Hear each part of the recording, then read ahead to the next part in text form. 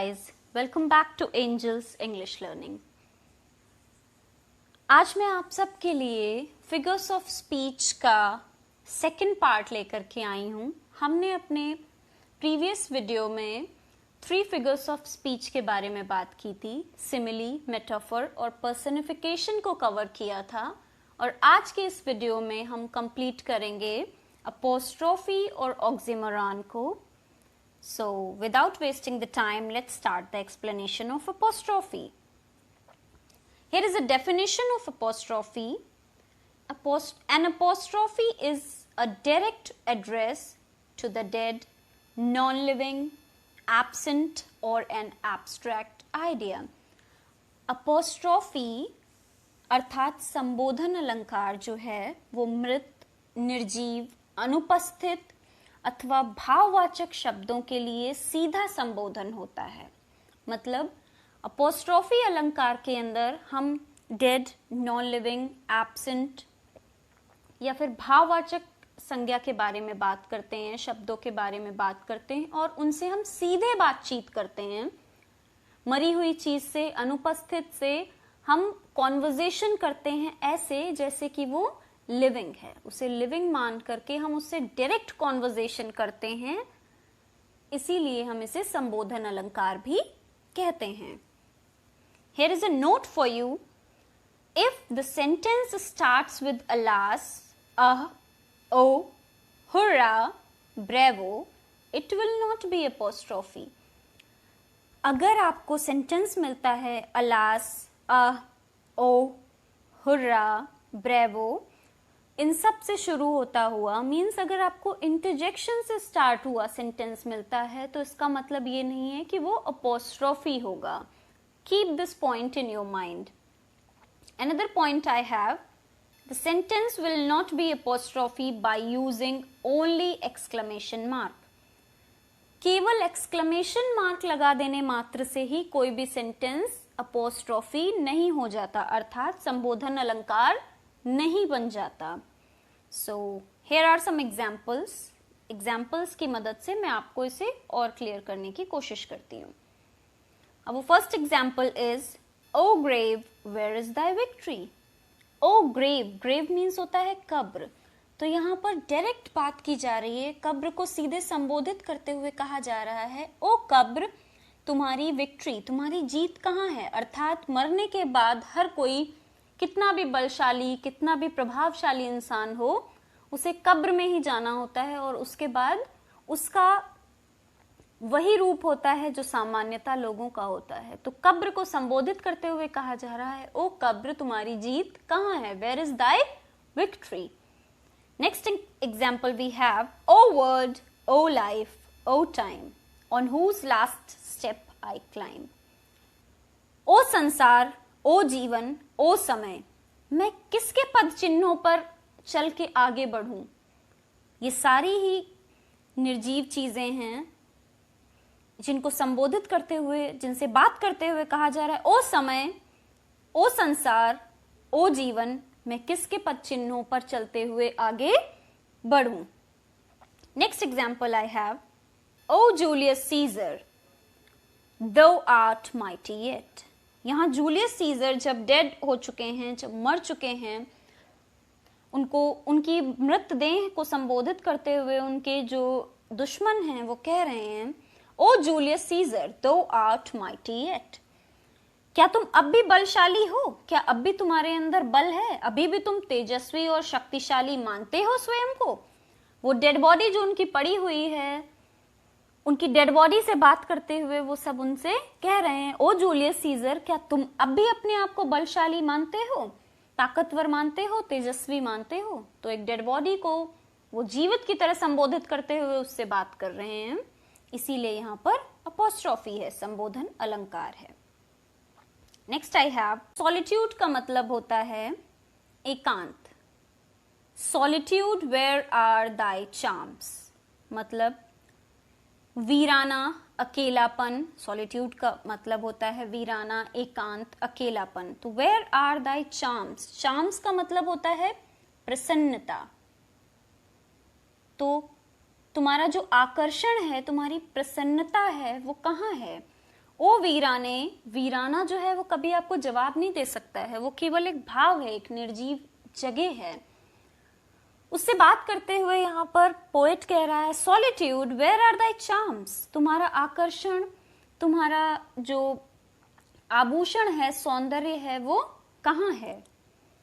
Next one we have, O captain my captain our fearful trip is done. ये Walt Whitman की जो poem है class 11th में, वहां से लिया गया है, ओ कैप्टन माई कैप्टन से।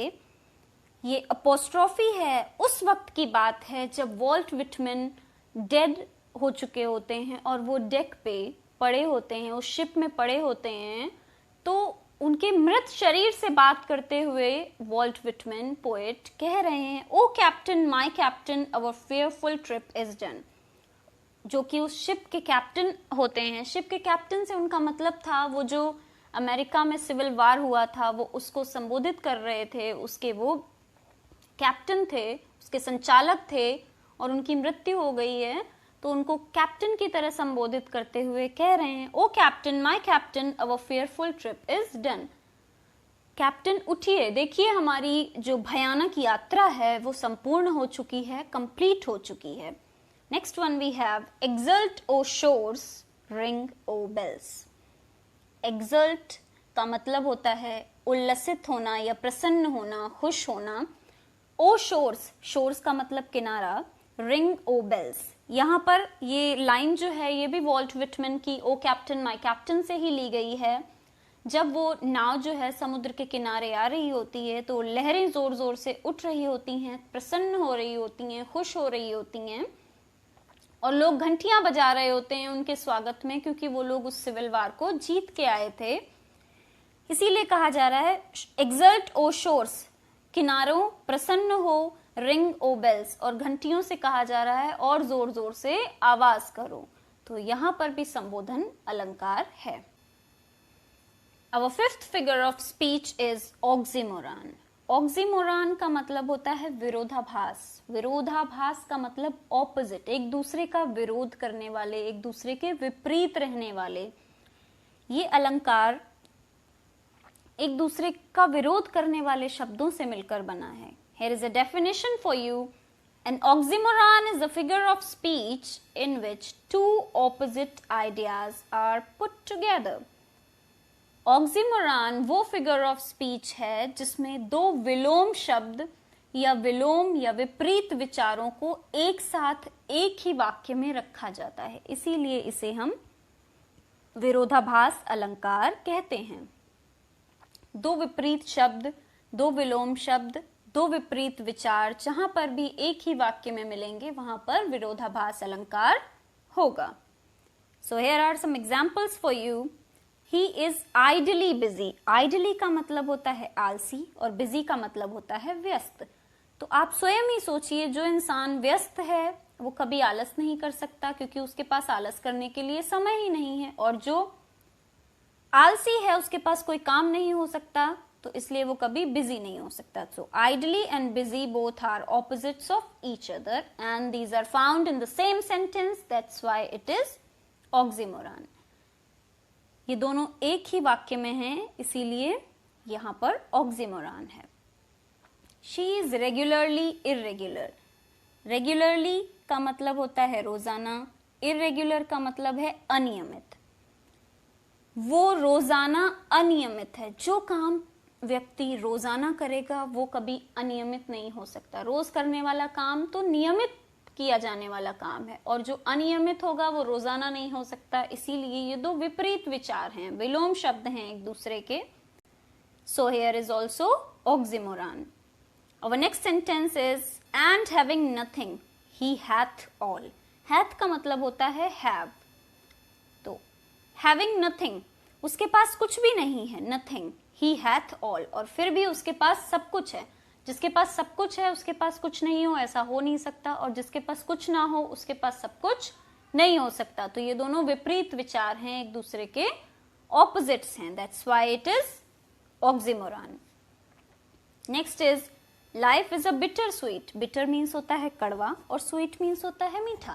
कड़वा और मीठा एक दूसरे के विलोम शब्द हैं। यहाँ पर ये सेंटेंस कह रहा है जीवन एक कड़वी मिठाई है। जीवन में कड़वी मिठास होती है, आप ये भी कह सकते हैं। तो ये दोनों एक दूसरे का विरोध करने वाले शब्दों से मिलकर बने हैं, इसलिए यहाँ पर ऑक्सीमोरॉन है।